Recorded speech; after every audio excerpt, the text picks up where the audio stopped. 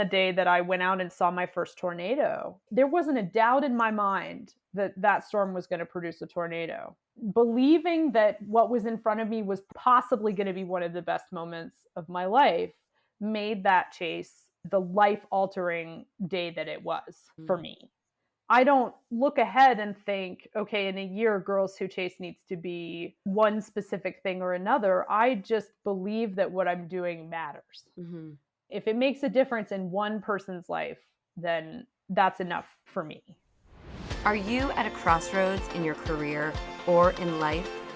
Well, don't worry, because life's next chapter is waiting. This is the Second Act Success podcast. I am your host, Shannon Russell. I'm a television producer, turned boy mom, turned business owner, podcaster, and career coach. If you are looking to start a new career or begin a fresh chapter in life, then get ready to be inspired with stories of women who have done just that. We will share advice and offer steps you can take to help figure out what your true calling in life really is. It is time to shine, so let's turn the page and get started. Welcome to Second Act Success. Today I am here with the founder of Girls Who Chase, Jen Walton. Jen worked for years in the field of environmental communications. She loved science, but she knew something was missing in her day-to-day. Her fascination with severe weather led her to become a storm chaser. Jen is now spreading the word that girls can chase too. If you were a fan of the movie Twister back in the day, then you will love this conversation I had with Jen Walton. Hi, Jen. Welcome to Second Act Success. Thank you so much for having me. What a great topic to be talking about. Well, and I'm excited to hear your story. I first discovered you on a segment on the Today Show, and I said, I have to talk to her. Can you just tell me kind of where your journey began in the real world, like out of college, maybe? Yeah, for sure. I have always been kind of an outdoorsy, conservation-oriented person. And as I was deciding what I wanted to do career-wise and work-wise, it seemed to make sense to go into the sciences and focus in environment or environmental conservation. What I don't think I accounted for in my decision making was that lab work and deep technical work really wasn't my jam. I picked up a bachelor's in environmental science, but then my journalist father, kind of at the end of my bachelor's degree, suggested I consider a minor in public relations. It's hilarious to think about now because I struggled the whole way through college, like tutors, just endless studying, struggle, and then, stepped into News Writing 101 and aced it without even trying. And it was very clear where I was meant to be. I was actually the first graduate from UNC Chapel Hill with a combined degree in environmental communication. That field did not exist. Combining those things weren't a thing yet. Climate change was not on anyone's horizon. And I would say it was only shortly after that the word sustainability became more commonly used. So that was really kind of where the journey started for me. The love of severe weather, I feel like, has always been with me. Hilariously, however, when I was little, I was just petrified of weather. And if there was a lightning storm at night, I would end up in my parents' bedroom. And it's funny because I share that story with a lot of other storm chasers. There's some transition that occurs where people at some point either decide continue to be terrified of severe weather, or instead they're just fascinated by it and they want to learn more and be a part of it. And I guess the decision for me was, I'm going to just sit and watch the Weather Channel 24/7 so I can get my fix. And get over that fear, right? Yeah, it was either that or just, my love of understanding how things worked. I think that's really where the scientific piece came from. I started my career and spent years and years inside of environmental organizations, kind of starting with more sustainability oriented and then moving into the natural sciences later. Along the way, picked up a master's in technical journalism, which was really focused around science and environmental communication again. Then really got into, I would say, more of the communication strategy and management side. I grew in my career and got more senior. And really at that point was focused on climate change and communicating the science of climate change in a time where not everyone was in agreement that that even was an issue or where it was coming from or how we addressed it, and working with scientists to help them tell their story in a way that folks could relate to and understand. And that felt very mission centric to me and kind of checked all of my boxes of challenging myself, working in an area that I was good at and could contribute to, and feeling as though I was making a difference. So you were talking with scientists and then communicating that to someone like me outside of Mm-hmm. science world. Is that basically it? My first couple jobs were nonprofits. I would say initially it was a lot of project management, writing. There's a lot of, it's storytelling. Scientists think that what they do is big news. Mm-hmm. And sometimes it is, and sometimes it's not. And it's identifying within all of that, maybe really where the story is and what's ready for public consumption and what Mm-hmm. maybe needs some work. It's finding different ways to Ways. share Okay. information that we think is important. So I worked for a variety of different types of organizations. At some point, I started to notice that I was less feeling like I was making a difference and more pushing paper and dealing Yeah. with bad behavior, which I think just kind of comes with the territory when you become more senior. I was simultaneously observing that while also noting that I wasn't connected to my extracurricular activities as well. Something was missing, and I was getting more and more unsettled Right. and feeling disconnected just from everything that I was doing. What do you think it was that you were missing? I was a degree separated from a lot of the folks who were doing severe weather research in the Boulder area and kept kind of name dropping and networking my way into those folks and trying to get them to take me storm chasing. And I would get promised that somebody would take me, and it never panned out. I would sit on my patio and watch storms come through and get excited. And then at some point, somebody taught me how to read radar. And I found myself insulting people at social events by sitting and staring at radar. Like, I actually had one friend sort of break up with me because I spent too much time looking at radar at her birthday lunch. That was more exciting than the I conversation. could not stop. And, some part of me was kind of observing this from the outside going, okay, this is like not normal and maybe also not healthy, but definitely not normal. And like, what is the takeaway here? At this point, I was well past my mid 30s. I have to say that by that point, we all probably have a conversation with ourselves about, have I made the right choices? I'm approaching my 40s and we don't have forever. So, Yeah. am I really putting my time and attention where it belongs?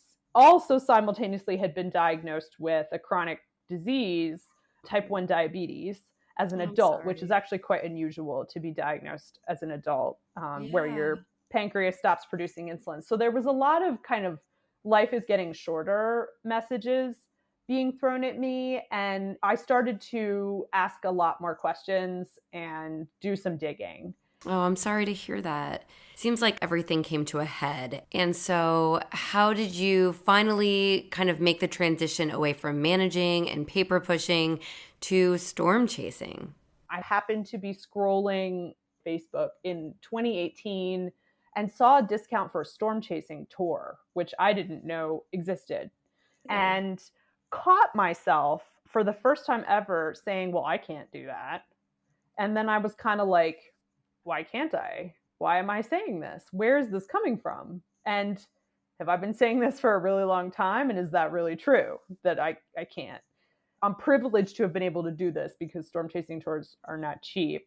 Signed myself up and went. And I had an inkling at this point that that was the itch, was severe weather. Having now been saying for 20 years, I would love to go chasing. I wish somebody would take me, having been an avid consumer of all of the reality shows, had seen Twister a Right. million times, all of that kind Yeah. of stuff. I just thought I was just barely smart enough to know that I shouldn't just drive myself out to a severe storm without a clue. And I Hmm. didn't know how to get started. Where do you find the information to learn how to chase? What does that even mean? So I went out on this tour, and 2018 was a relatively quiet weather year, kind of like this year, actually, 2022. And I didn't see much, but I asked questions for 7 days straight. And God bless the patient and willing tour guides who kind of put up with me, like walking in circles around them going, why are we here? Why'd you do that? Why'd you make that decision? I just remember one day we were sitting in a gas station and a storm formed over the gas station. And I was like, how did you know this was going to happen? We don't even need to move. We're in exactly the right spot. And they were wonderful. And the rest of the guests were kind of there, I think, for the adrenaline rush. I was like the nerdy one.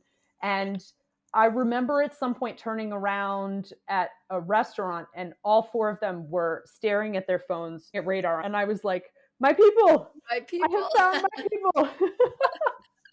Finally, someone who wants to stare at radar with me instead of talk. Instead of being insulted by me doing it by myself. So I got back from the tour, and about 2 weeks later was working from home just north of Denver on the Front Range in Colorado, and saw a storm come out of the foothills. And at that point learned just enough to be dangerous. And I mean that every pun intended. And I looked at the shape of it and the way it was moving, and I said, that thing's going to do it. Like, it's going to put down a tornado, and I'm going after it. I'm lucky enough to live somewhere where that's actually possible. I was in such a rush to get out of my house that I was still wearing my pajamas and went after it and made every kind of mistake in the world, got stuck in traffic and was on the wrong side of the storm and crested a hill. And in front of me was my first tornado in 2018 in Colorado, about 45 minutes from my house. The feeling I had in that moment, and I just remember standing outside my car, jumping up and down and kind of shouting in my pajamas. That was it. I had figured it out. I had found my joy, like whatever that core was, and said, that's it. I'm going to do whatever I need to learn how to forecast and to integrate this into my life and make this work. Storms don't just happen on the weekends and the evenings, right? True. So it wasn't necessarily fully conducive, but I made it work for a while, and then lost my full-time job in March 2020, unrelated to COVID. It was actually about a week before COVID hit. How funny. And had already been thinking it was probably time to leave full-time, because I'd been full-time in about 17 years. I knew I could not figure out what the next step was until I had some mental space. Yeah. It sucks everything out of you when you work hours like that. And communications jobs to me are a lot of strategy and kind of thinking 5 steps ahead. And so it didn't leave time for me to figure out what was right for me. So I thought, this is a gift. Here's my universal kick in the rear. It's time to figure out what the next step is. So because of what happened with COVID, I essentially had 6 months of time to figure it out. Nothing but time, yeah. At that point, I had been studying forecasting on the weekends for 2 years. I thought, if I want to do this, I'm going to do it. There are free resources out there. They're not real obvious to anyone who isn't part of the chasing community.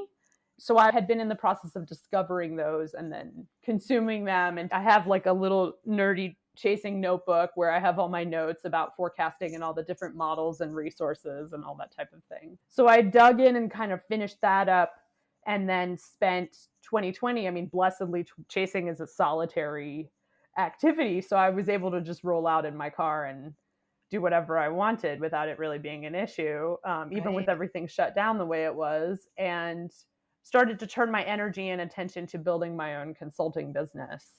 Okay, so you're unemployed, but you've discovered this new passion.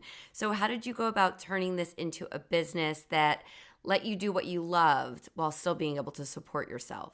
My thought was that the consulting would keep me stable and pay the bills. And then I could begin to build whatever it was going to become that was my storm chasing and ultimately landscape photography, because that was the other thing I knew nothing about that I had to learn relatively quickly. And it is not as easy as picking up a camera and shooting at something. Well, especially at storms that are coming at you from every direction, I can imagine. And you don't get a lot of practice time because they move quickly. You don't necessarily get to choose your foreground. Right. It That's could very be true. really ugly, right?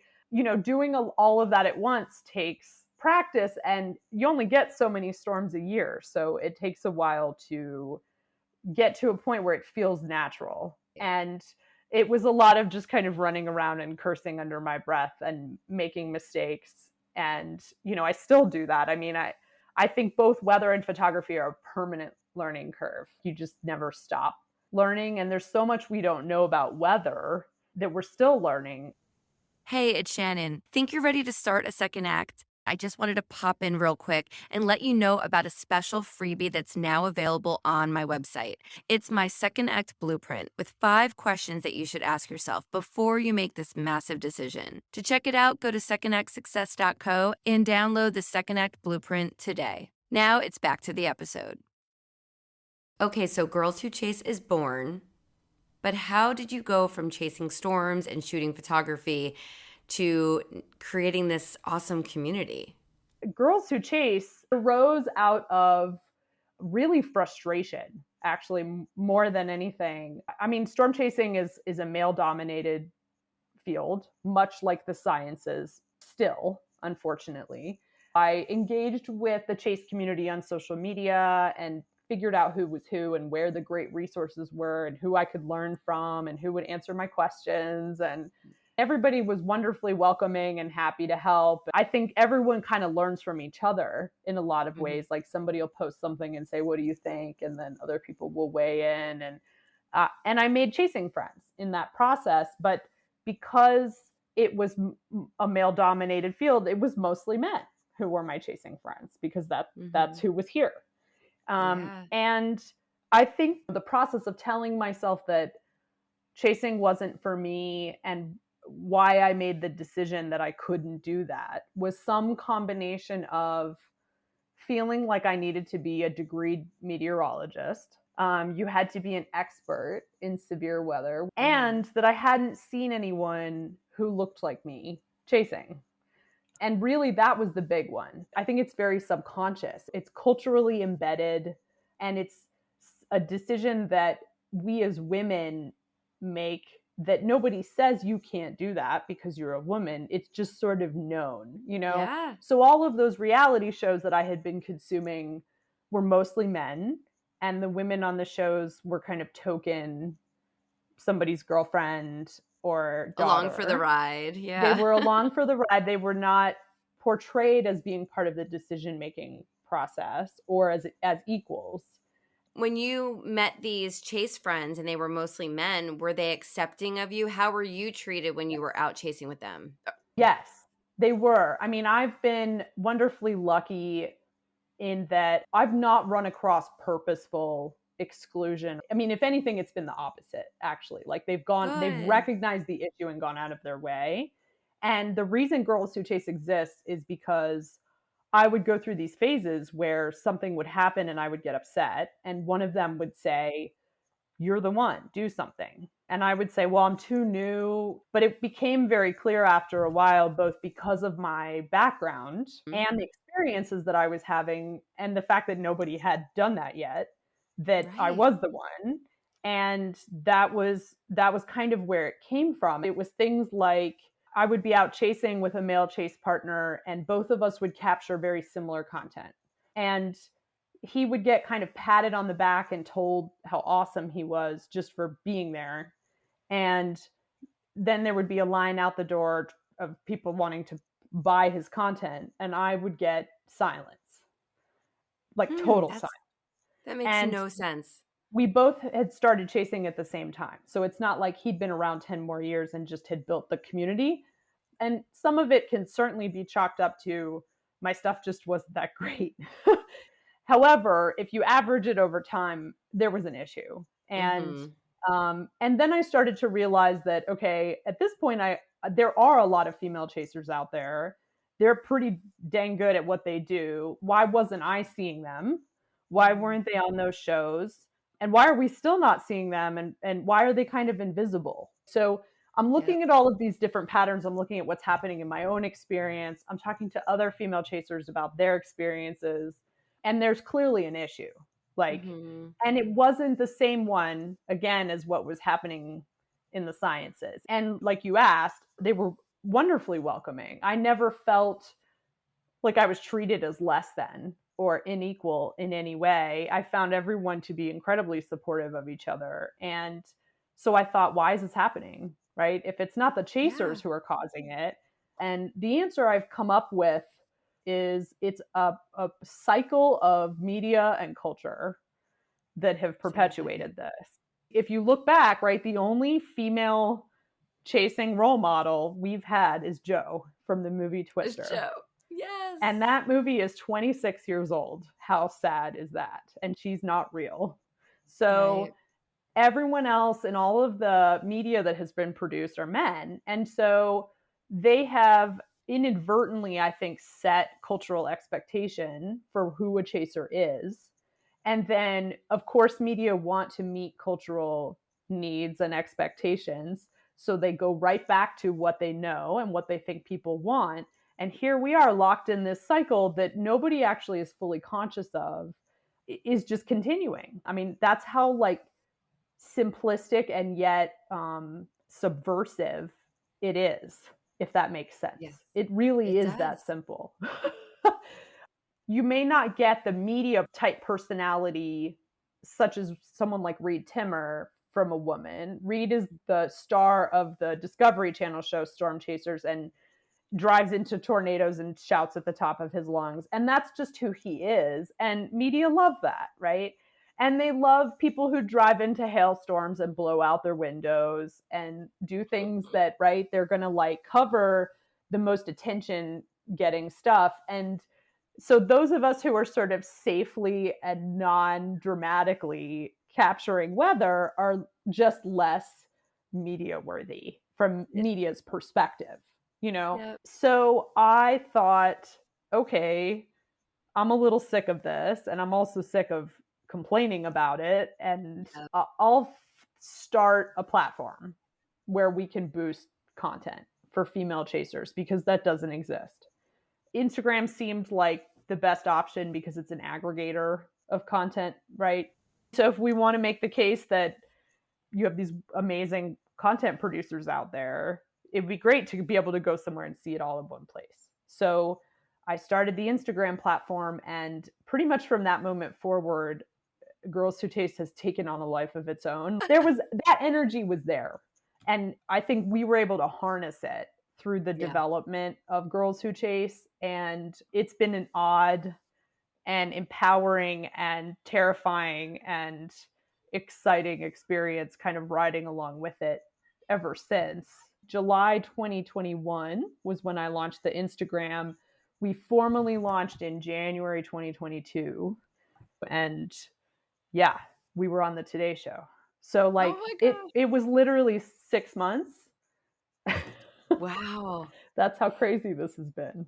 It's just blown up. So is it you? Are you the sole founder of Girls Who Chase?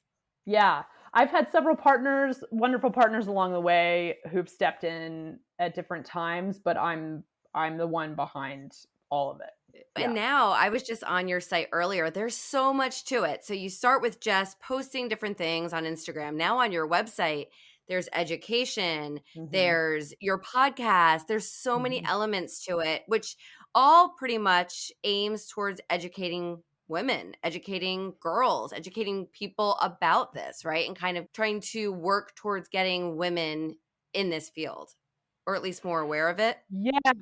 I mean, I would say there's kind of two primary pillars. Because I'm a strategist, you know, as soon as I realized this was going somewhere, I kind of took a step back and said, okay, where do we really want to focus our attention and energy? Because there's a lot of different ways we could take this. Right. The development of the platform and then where we're focusing our energy and its purpose, I think runs parallel to my personal journey for a lot of reasons. The first half of it is empowerment. So it's not even really about STEM per se. Mhm. It's about reflecting the process that I went through in realizing that I was actually self-limiting Mhm. and telling myself I couldn't do the very thing that it turns out is what I should have been doing forever. And Right. That's a huge shift. What came after that was reflective of what happens when somebody aligns themselves with their purpose. I always believed in climate change communication, and I still do, and I still do it, but it wasn't what I was born to do. And I always knew that. Like it always felt a little bit like I was pushing a boulder uphill. And Really? I liked my work, but I didn't love my work. And I knew it. There was a lot of should. I should be in a career. I should progress. I should become more senior. I should do this, this, and this. And, you read in, I think, all of the self help and personal growth books, it should feel like flow. You should feel connected to purpose. And I never felt that. And since starting chasing, but mostly since Girls Who Chase came to be, it has instead felt like a boulder running downhill with me running after it, going, wait a minute, holy crap, I can't keep up. I mean, it's just been such a different, opposite experience in a lot of ways. And it's a ton of work. I mean, paying my bills while simultaneously basically running a startup. I mean, that's really what this is at the moment. Yep. And figuring out how to fund it and make it sustainable. And I wouldn't necessarily recommend doing both of those things at the same time in the order they happen. But I feel, again, like I've been given a gift. Like, finally, I found my thing where I feel very connected to both the empowerment component and the more science component. It's about storm chasing, and obviously it's about science and forecasting and weather and STEM, but it's at its core an inspiration and empowerment platform. And that's where a lot of the podcasting and the messaging stems from, pun intended, is you are capable. And it doesn't have to be storm chasing. It could be knitting, whatever it is that is an itch that you're not able to scratch, that maybe you haven't even figured it out yet. It's worth the trouble to push into it and to read those little gut signs that you might get over time that say, don't stop here, don't settle. So that's the energy behind it. I thought, well, okay, if we're not getting media coverage, we're going to create our own. And that was the point of the podcast, was we've got all these people with amazing stories to tell about how they got to where they were, that I feel like so many girls and women could relate to, but nobody's asking those questions. Nobody's interviewing them. Nobody's sharing those stories. There are plenty of weather and science and even chasing podcasts out there. And it's not that they're not talking to female chasers, but if you look at the percent coverage, it's like 10%. And there are tons of female chasers out there, and some of them really have quite the story to tell. And so I thought, well, okay, we'll do this next. We'll start producing media. I started asking questions of our audience. What would you like to know? What do you think is important to cover? I kept getting back almost 100% consistency. I just want to know how to get started. I would love to have been storm chasing 15 years ago, and I don't want to go get a degree in meteorology.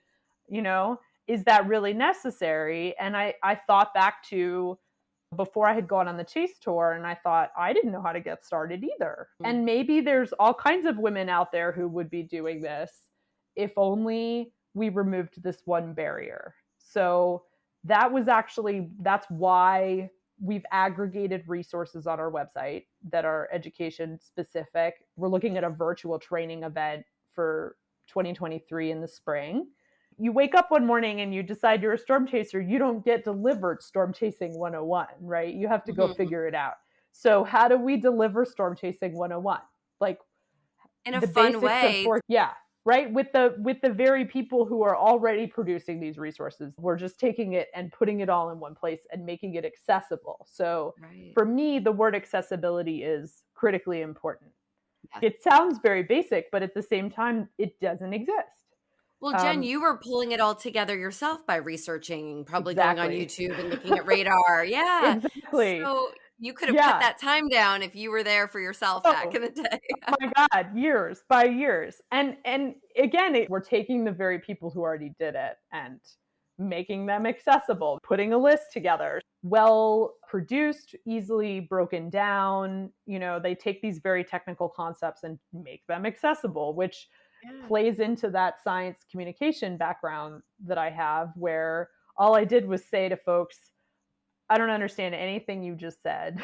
How about we find a different way to say this? That's really all this is. So if you go to the website, obviously you can go listen to the podcast. Some of those are educational as well. We're also doing that for K-12 as well. That's the girls component. Again, it's not that people aren't doing weather education, severe weather awareness stuff in classrooms. It's that it's women doing it.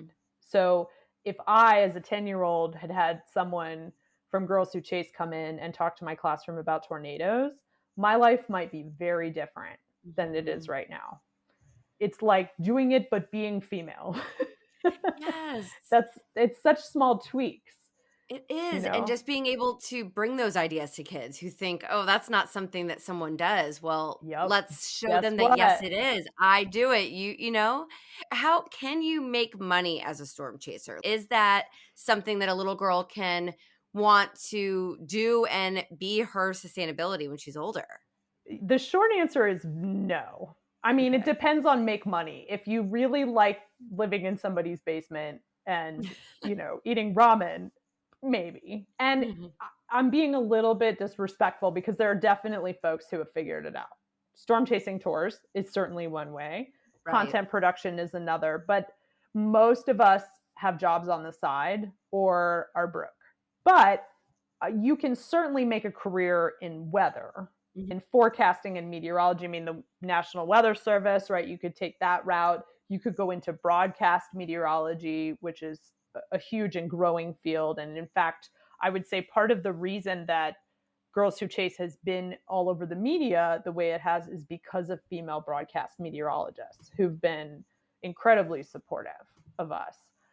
There's a lot of different avenues that could be pursued. And that's, again, part of why I think the podcast is important in telling that story. Have you been asked to speak about this at different conferences, or are you going into schools and kind of bringing this to the younger generations? We're working on it. I mean, I think in my perfect world, I would love to manifest a little bit of a speaking series. I think this notion of limiting ourselves and getting in our own way is a big one.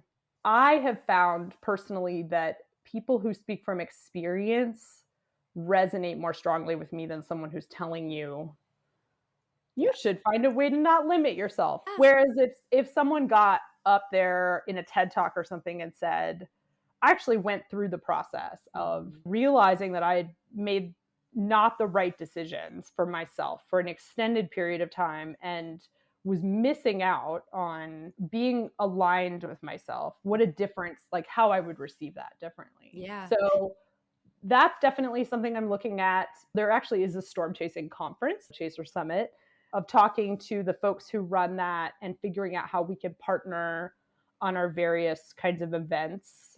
I'm also speaking with the American Meteorological Society, who brands all of the broadcast meteorologists and folks who deliver weather information all the time, has a massive conference every year, and it just so happens to be in Denver in 2023. How convenient. Yes. Like everything else, it's meant weird. to be. Meant to yeah. be. Because of the interest we've gotten from broadcast meteorologists, it's very clear to me that there's a bigger difference we could be making as an entity. And I am not sure where the academic world stops and Girls Who Chase starts. There's a gap in there. If you're a woman in science, you're supported by the American Meteorological Society in some ways. But the outsized interest we've gotten tells me there's a lot of women out there who are underserved and don't feel supported and don't have a community. Right. Because of my sort of semi-academia background, I'm looking at this and thinking, what is our role? How can we support these folks in different ways? And then the other is there's a female chaser who for years now has been doing severe weather education in Texas and is going gangbusters and is like constantly getting requests and et cetera. And what I'd like to be able to do is scale that nationally if possible.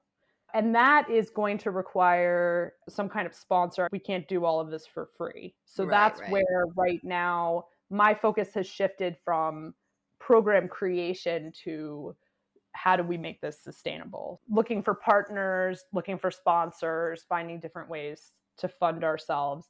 What I don't want is to turn around to the very people we're meant to benefit and ask them to pay for us. I can see that, So, yeah. It's going to be interesting to see how you get there because there is so much need. My entrepreneur brain is going in all these right? different directions of what you can do. So Yeah. I think you're on the right path, and it's just like the world is your limit. It's just going to be interesting to see which direction you Yeah. choose. Yeah. And I think this is where I'm starting to get pushed out of my comfort zone is the entrepreneurial side. How do you fund this? How do you stop working 18-hour days forever and either make this your job, which I think it has the potential to be if I can do this, right? Oh yeah, Or bring in help, expert help. And all of the answers to that involve funding. they do. I think those So, conferences in 2023 are going to be amazing for you, at least as far as networking, getting your name out there, and just really seeing where you can grow it and meeting the yeah. right people. Yeah. Again, hilariously ironic. The media coverage we've gotten, I don't even think you could pay a top level PR agency to get you. Right. And it came at a time when, like, typically people want media coverage when there's a launch or they're like have a new widget that they produced. And our media coverage has been like, we exist. Yay. And it's kind of like, okay, what's the call to action? And so I've felt a lot of pressure to get to that point and figure that out. And I think that's also part of where the education is coming from, is it's kind of like a very clear low hanging fruit for Hmm. us and a very clear way to provide benefit quickly to the Right. community. So, what exactly does a storm chaser do? Talk to us about that process and what you really do when you get in that car and you start driving. That's a great question too, because again, I think because of the reality shows and the coverage chasers have gotten, people think that you just like get in a car, drive for a couple minutes, and then it's just like tornadoes. Lots and lots of tornadoes everywhere. And that really could not be farther from the truth. One of my chasing buddies likes to say that storm chasing is 90% driving and 10% chasing. Mhm. And that is accurate. What a typical day, let's say it's a successful day for me, might look like is getting up in the morning, spending some time forecasting, making sure I've targeted the right area, checking models, looking at satellite observations, and then packing the car. And I use a tablet that I run data on. Food for the day. If I'm going overnight, I might have an overnight bag. In Colorado, if it's a local chase, the commute typically comes after the chase is over because we always chase away from home Right. here. That's true. So I have to factor that in. Like, how far east do I think I'm going to get? And am I going to be driving home in bad weather at 3 a.m. or do I need to go to a hotel? And then driving to Target, my maximum is about 4 or 5 hours. I usually don't want to do more than that because I don't want to be exhausted when I get there. And then it's really you honing in on where you think the storm's actually going to form. So it's a lot of looking at radar, looking at satellite, looking at what are your conditions going to be in this area in this time frame kind of thing. So a lot of it is predictive, which means it's imperfect.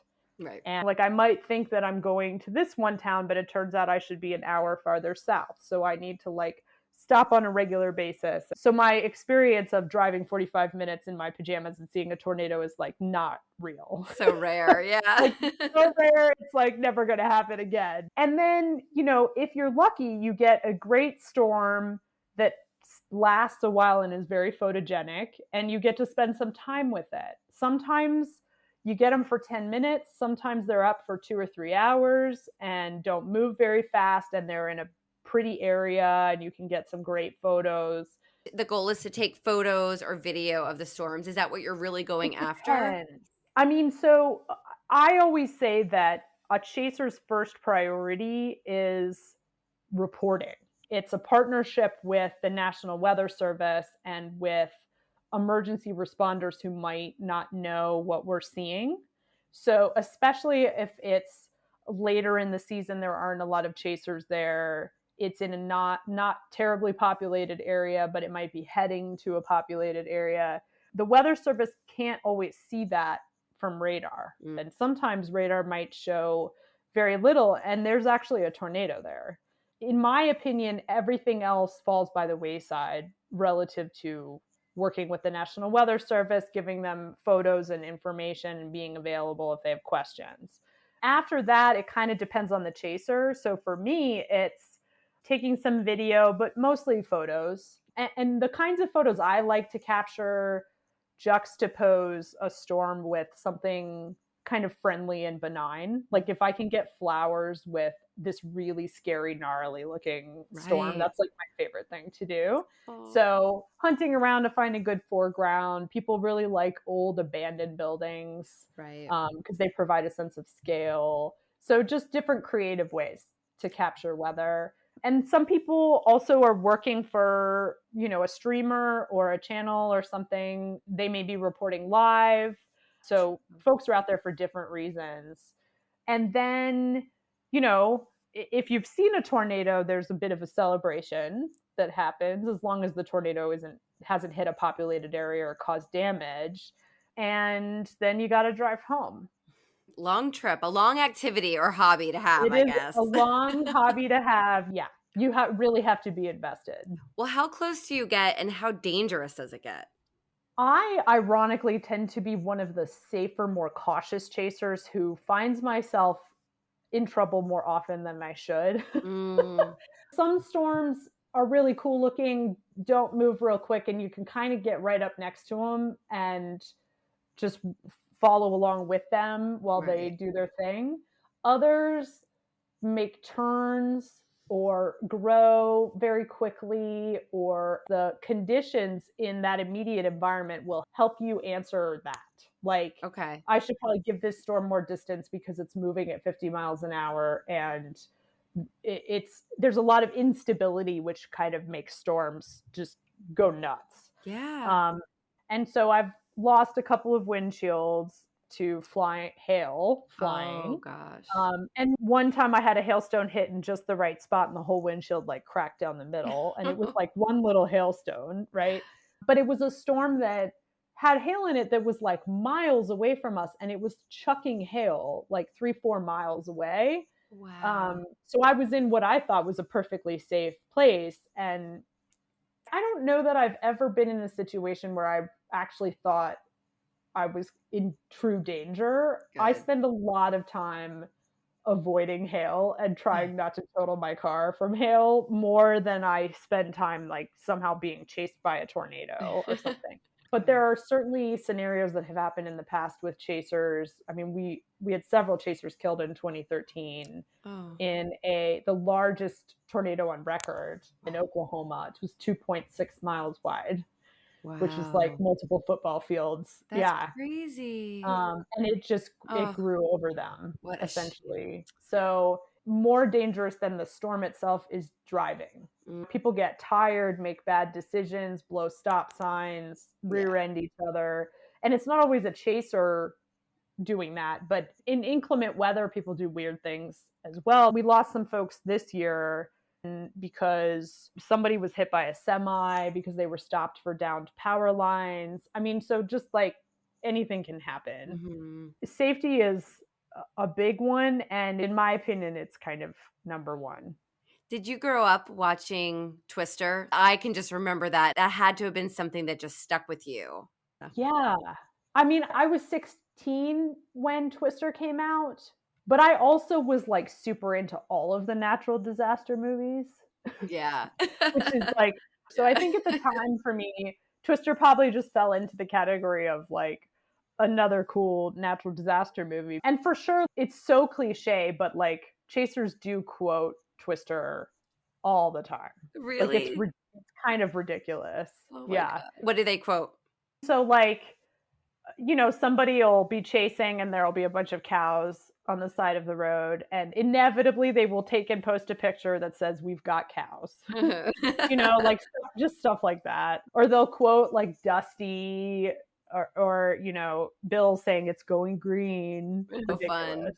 What percentage of women do you think are chasers today? I would still say 15 to 20%. And growing, Oh, you're it's going to so be low. an influencer to make it grow, I think, just getting out there and educating I more. hope so. Mhm. I hope so. I mean, I have kind of mixed feelings about it because we do struggle with, I mean, after Twister and then after Storm Chasers, the Discovery Channel show came out, there was a massive influx of storm chasers. And popularizing chasing always puts that scenario at risk a Mm, bit, true. right? So there is an element of me that's like, am I going to make this worse? But at the same time, hopefully the folks I am encouraging are the like safe, rational, respectful types. Yes. Yes. I saw a quote on your website I just wanted to bring up because I thought it just encapsulates your journey. It said, sometimes we have no idea what we're capable of. And when we figure it out, our lives are forever altered. And I just thought that's so deep for all of us, all of my listeners, but for you especially, how do you feel that correlates with just your journey of where you started and where you are today? That quote is my journey, literally, Yeah. Part of why I wasn't chasing, I mean, when I look back and break it down, is I didn't think I was capable Mm. of doing that. If you read interviews with or books written by top athletes or people who've had immense success, none of us are any different. We weren't born differently. You don't have something extra that other people don't have. It seems like the only difference is that we believe something different about ourselves. Hmm. And it really does change the way your brain works and your chemistry and everything. The day that I went out and saw my first tornado, there wasn't a doubt in my mind that that storm was going to produce a tornado. Believing that what was in front of me was possibly going to be one of the best moments of my life made that chase the life altering day that it was for me. And that's the way a lot of this has felt over time is I don't look ahead and think, okay, in a year, Girls Who Chase needs to be one specific thing or another. I just believe that what I'm doing matters. Hmm. If it makes a difference in one person's life, then that's enough for me. What you could have done is you could have gone out there and said, okay, well, this was fun. I'm going to go back and get my corporate job. And so Yep. a lot of my listeners, I think, feel like what we're talking about on this show is, oh, finding that next career that's going to make you happy. But I think what you have brought to the forefront in our conversation today is that it can be a hobby. You were looking at this as like, this could be a fun activity or something fun that I want to try. So if a listener is listening and they might want to try hiking or climbing a mountain or swimming, whatever it might be, just an activity, they can still try it. It doesn't have to change everything. Yours just happened to lead you to a whole new career, if Yes. you will. Yes. Both of those things are absolutely true. You can dip your toe into anything, Mhm. and you're not stuck. The reason mine has taken the track it has is when you read those sort of personal growth books, there's patterns in all of them in Mhm. terms of what worked and what didn't, right? If you take a leader like Tony Robbins, for example, he often says, it's really not that complicated. You just do what you love and it'll work out. I used to listen to that and be like, yeah, well, I don't know what I love. Right? Right. And that sounds like crap. I've got bills to pay Yep. and, I'm busy and I don't have time for this kind of like airy fairy, whatever. But I have to say, it's not like it's been, unicorns and rainbows the whole way. Right. This thing isn't making money. I'm working 18 hours a day. But because I know why I'm doing it, it's because of the thing that brings me true joy and flow. It doesn't matter. Nope. That's the key. If you find that thing, you will do whatever you have to get to where you need to be so that you can do it more or always or better. that is the only difference between someone like Tony Robbins, who's like a bazillionaire, who is changing millions of people's lives, and anyone who is sitting and listening to this podcast Very right now. true. Yeah. And I am just living proof of that because I found the thing and pursued it, and then here we are. Your whole future is open to you now. So it's what you want to make of it. Absolutely. So what does the next chapter look like for you? Right. That's a great question. I mean, I know what I'd like for it to look like. I certainly have a vision for that. And that is a life full of purpose and kind of freedom to design my own day and my own schedule and my own priorities. Storms are great, but I want to go see volcanoes, and I would love to chase in Australia. I've got friends down in Australia. There's all kinds of things that have been added to an already long bucket list. I just have had this vision of, now that we live in this gig economy where remote work is not so unusual anymore, being able to take Girls Who Chase on the road with me and have my joy and passion also be paying the bills for me to do the other things in my life that I would love to do. That's what I want to be in front of me. Where can our audience connect with you? For Girls Who Chase, it's girlswhochase.com. And then we're on Twitter and Instagram under the handles Girls Who Chase. And if you're interested in the podcast, it's Girls Who Chase Podcast on Apple and Spotify. For me personally, my website is jenniferawalton.com, and I'm on Twitter under me, Jen Walton, and Instagram is Trailblazin' Maven. Fantastic. Oh, I'm so excited to keep following Girls Who Chase, and I'm just so enamored by everything that you're doing. Thank you. Well, and thanks for having me and for covering this. This is a critically important subject that does not get the airtime it deserves. So thank you for doing this. Absolutely. Thank you, Jen. How cool was this conversation with Jen Walton? Girls Who Chase just sounds like an amazing organization that needs to be spread through schools and museums and different educational centers across the country. There's so much to this, and it is just so inspiring. Jen realized that something was missing in her life. She found her people through storm chasing and built a movement around it. Now she is focusing on bringing the idea of storm chasing for girls, STEM for girls, to the forefront, and I applaud her. As someone who owns a STEM center myself as my other business, I truly see the value in STEM education for the younger generation of girls. And if we can start educating them at a younger age, they are going to grow to love science, love technology, and really lend their voices and their education to those fields when they are older. If you are interested in learning more about Girls Who Chase, you can go to girlswhochase.com and follow Jen at Girls Who Chase or at Trailblazin' Maven. Thanks so much, my friend. I will talk to you next time. Thank you for joining us. I hope you found some gems of inspiration and some takeaways to help you on your path to Second Act success. To view show notes from this episode, visit secondactsuccess.co. Before you go, don't forget to subscribe to the podcast so you don't miss a single episode. Reviews only take a few moments, and they really do mean so much.